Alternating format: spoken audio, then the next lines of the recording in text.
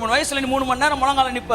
50 வயசுல உன்னால 3 மணி நேரம் முழங்கால நிக்க முடியாது. அப்ப ஜெபத்து மேல நம்பிக்கை இருந்தா ஜெபம் குறைய குறைய உன் நம்பிக்கையும் குறையும். ஆனா அழைப்பின் மீது நம்பிக்கை இருந்தா கையை தட்டு,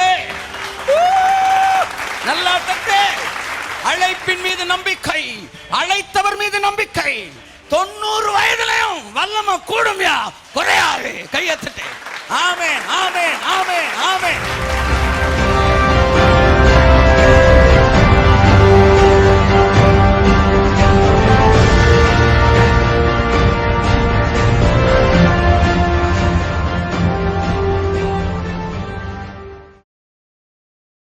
ஓகே, நாம் தொடர்ந்து நாம் எதை குறித்து தியானித்துக் கொண்டு வருகிறோம் என்றால் அழைப்பின் ஆசீர்வாதங்கள் என்பதை குறித்து நாம் தியானித்துக் கொண்டு வருகிறோம். நம்மளுடைய கீவேர்டு என்ன? எபேசியர் 1:17 இருந்து வாசிங்க. ஓகே. நம்முடைய கர்த்தராகிய இயேசு கிறிஸ்துவின் தேவனும் மகிமையின் பிதாவுமானவர் தம்மை நீங்கள் அறிந்து கொள்வதற்கான ஞானத்தையும் தெளிவையும் அளிக்கிற ஆவியை உங்களுக்கு தந்தருள வேண்டும் என்றும். இங்க பாருங்க, ஜெபம் பண்ணலாமா? நான் பண்ணக்கூடாதுன்னு சொல்லவே இல்லை, பண்ணலாம். ஏன் பண்ணலாம்? பவுல் ஜெபம் பண்ணி இருக்கிறார். என்ன ஜெபம் பண்ணி இருக்கிறாரு?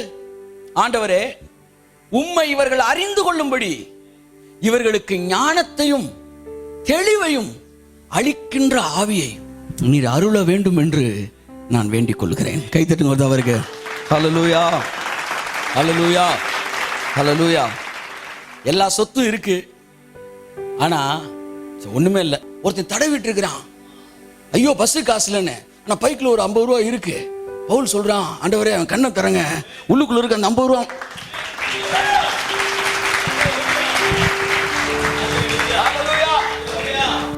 ஆமென். ஒருத்தன் தண்ணியில செத்துக்கிட்டு இருக்கிறான், தண்ணி இல்லைன்னு செத்துக்கிட்டு இருக்கிறான். ஆனா அவன் கை கட்டுற தூரத்துல ஒரு கொஞ்ச தூரத்துல வந்து ஒரு ஊற்றே இருக்கு. அது அவனுக்கு தெரியல. அவன் இந்த பக்கம் பார்த்துக்கிட்டு இருக்கான்.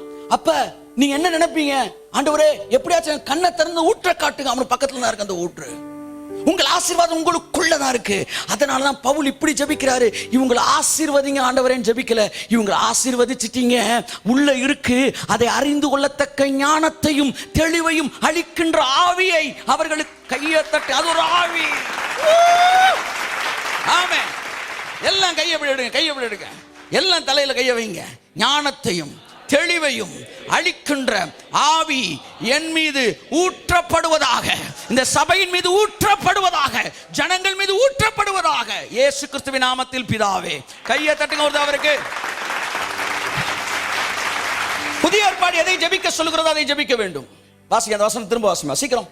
நம்முடைய கர்த்தராகிய இயேசு கிறிஸ்துவின் தேவனும் மகிமையின் பிதாவுமானவர் தம்மை நீங்கள் அறிந்து கொள்வதற்கான ஞானத்தையும் தெளிவையும் அளிக்கிற ஆவியை உங்களுக்கு தந்தருள வேண்டும் என்றும். அதான் அந்த ஆவியானவர் உங்களுக்குள்ள வந்துட்டார்னு வச்சுக்கோங்க, அப்படியே எல்லாமே புரியும், எல்லாமே புரியும், எல்லா வசனத்துக்கு அர்த்தம் புரியும். ஆஹா, இதான் அர்த்தமான். சரி, தந்தருள வேண்டும் என்றும். அடுத்த வாசிங்க. தாம் நம்மை அழைத்ததினாலே, தாம் அவரு நம்மள அழைச்சதுனால, எல்லாம் சொல்லுங்க, அழைத்ததினாலே நமக்கு உண்டாயிருக்கிற நம்பிக்கை இன்னதென்றும். நமக்கு உண்டாயிருக்கிற நம்பிக்கை இன்னதென்றும். புரிஞ்சுக்கிட்டா மனப்பாடம் பண்ண தேவையில்ல. புரிஞ்சுக்கிறாம மனப்பாடம், புரிஞ்சுக்கிட்டாட்டினா தான் மனப்பாடம் பண்ணணும். ஆமென் சொல்லுங்க. இப்ப நீங்க புரிஞ்சுக்கிட்டீங்கன்னா மனப்பாடம் பண்ண வேண்டியதில்லை. தாம் நம்மை அழைத்ததினாலே நமக்கு உண்டாயிருக்கிற நம்பிக்கை இன்னதென்றும்.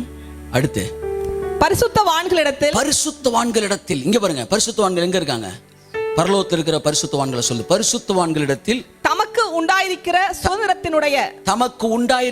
சுதந்திரத்தினுடைய மகிமையின் ஐஸ்வர்யம் இன்னதென்றும். Sorry, I come to say, பரிசுத்தவான்கள் என்பது பரலோகத்தில் இருப்பவர்களை குறிக்கிறது.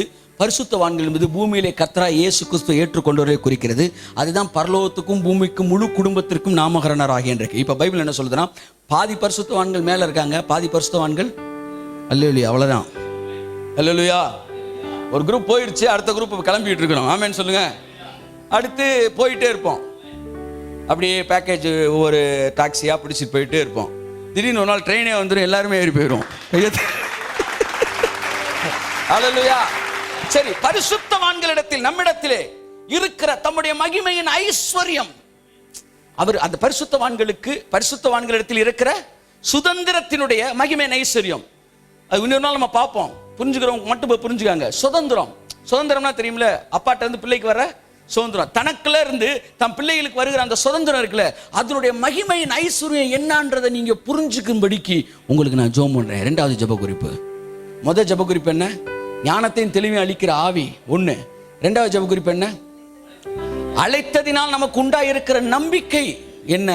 நம்ம நம்பிக்கை எதுல இருக்கு? அவர் அழைச்ச அழைப்புல இருக்கு. மூணாவது, சுதந்திரத்துடைய மகிமையின் ஐஸ்வர்யம் என்னதென்று நீங்கள் அறிந்து கொள்ளும்படி.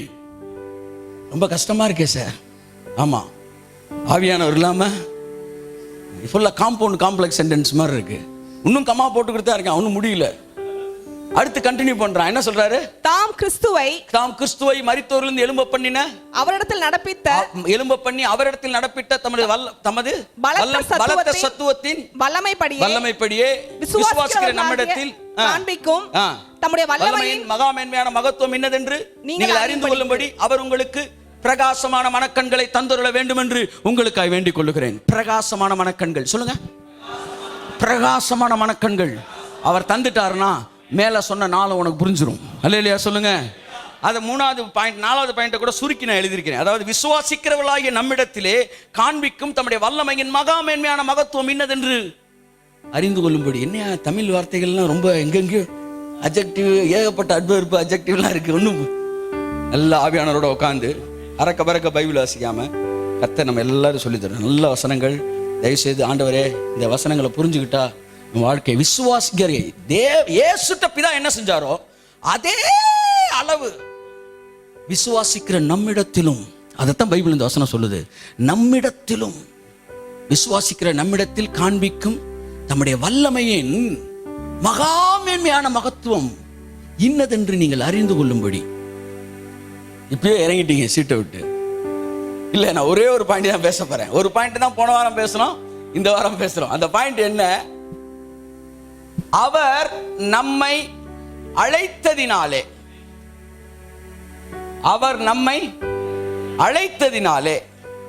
நமக்கு உண்டாயிருக்கிற நம்பிக்கை இன்னதென்று நாம் அறிந்து கொள்ளபடி நம்முடைய கண்களை திறந்து முடிக்கணும்னு பார்த்தா முடிக்க முடியல. வசனம் போயிட்டா இருக்கு. ஆனா முடிக்காம பாதியில முடிச்சா அர்த்தம் கிடையாது. நமக்கு நல்லா கண்ணு திறக்கணுமா.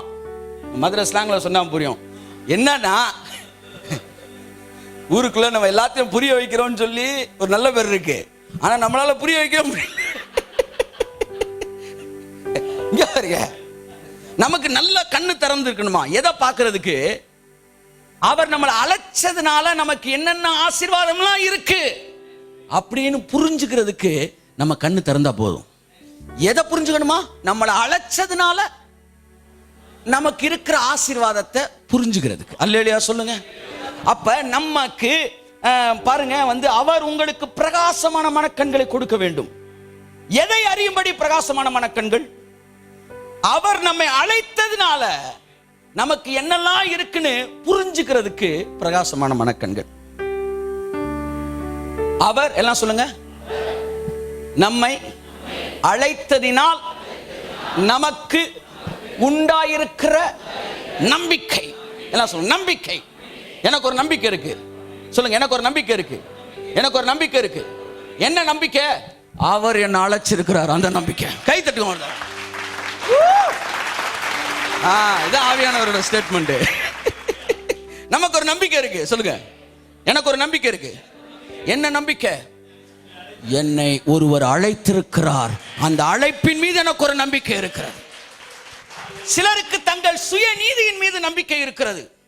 சிலருக்கு தங்கள் ஜெபம் எவ்வளவு நேரம் பண்ணணும்ன்றது நம்பிக்கை இருக்கு.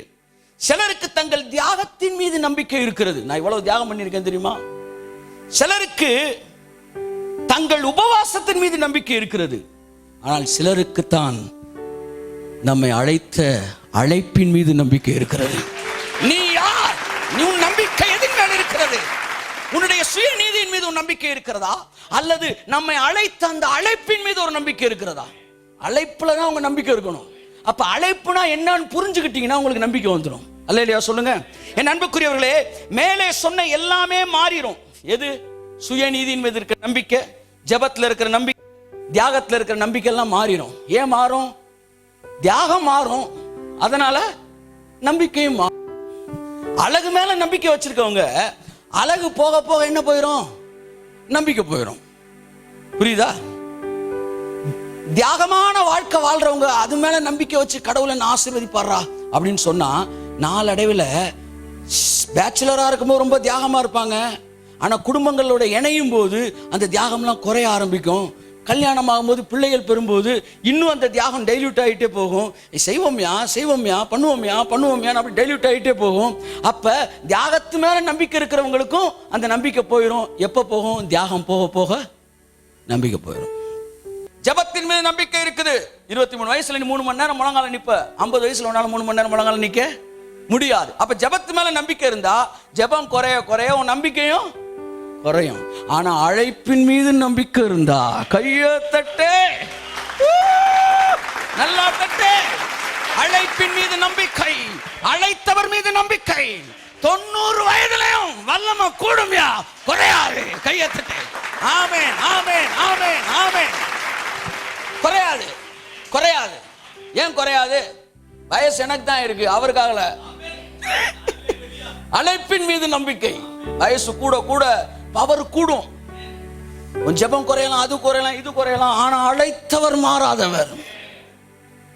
அப்ப உங்க நம்பிக்கை மாறாம இருக்கணும்னா, உங்க நம்பிக்கை மாறாம இருக்கணும்னா நீங்க எது மேல அந்த நம்பிக்கையை வச்சிருக்கீங்களோ அது மாறாம இருக்கணும். புரிஞ்சுக்கிறீங்களா? புரிஞ்சுக்கிட்டீங்களா? உங்க நம்பிக்கை மாறாம இருக்கணும்னா அந்த அஸ்திபாரமும் மாறாது இருக்கணும். எது மேல நம்பிக்கை வச்சிருக்கீங்களோ அது மாறக்கூடாது. இவர் மேல நான் நம்பிக்கை வச்சிருக்கிறேன், இவர் மாறிக்கிட்டே இருந்தாருன்னா என் நம்பிக்கை என்ன ஆயிரும்? மாறிடும்.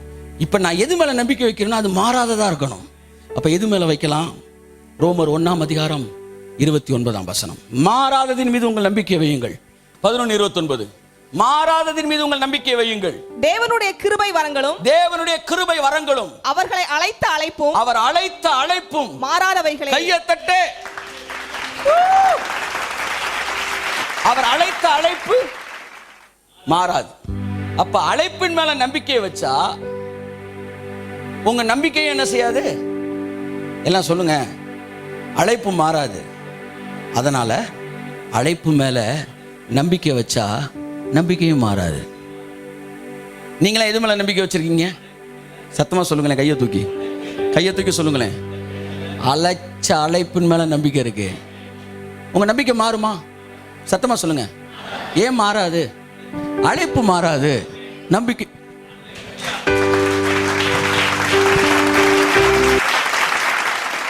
தினமும் ஒரு தியானம். ஃபேஸ்புக்கில் சகோதரர் டி ஜஸ்டின் அவர்களின் வீடியோவை தினமும் பார்க்க ஜஸ்டின் இந்தியா பேஜை லைக் கொடுக்கவும். 30 நாட்கள் 30 தியானங்கள். சகோதரர் டி ஜஸ்டின் அவர்களின் ஜென்டில் வாய்ஸ் தமிழ் மாத பத்திரிகை பெற உங்கள் முகவரியை 87 60 60 90 90 மற்றும் 87 60 60 90 20 என்ற எண்களுக்கு SMS செய்யவும். எங்களது முகவரி கர்த்தரின் சேனை சர்வதேச ஊழியங்கள், H37 TNHB காலனி, செக்டார் 1 மற்றும் 2, டெலிபோன் எக்ஸ்சேஞ்ச் அருகில், ஆனையூர், மதுரை 17. எங்களுடைய தொலைபேசி எண்கள் 87 60 60 90 20, 87 60 60 90 30, 87 60 60 2000 மற்றும் 87 60 60 3000.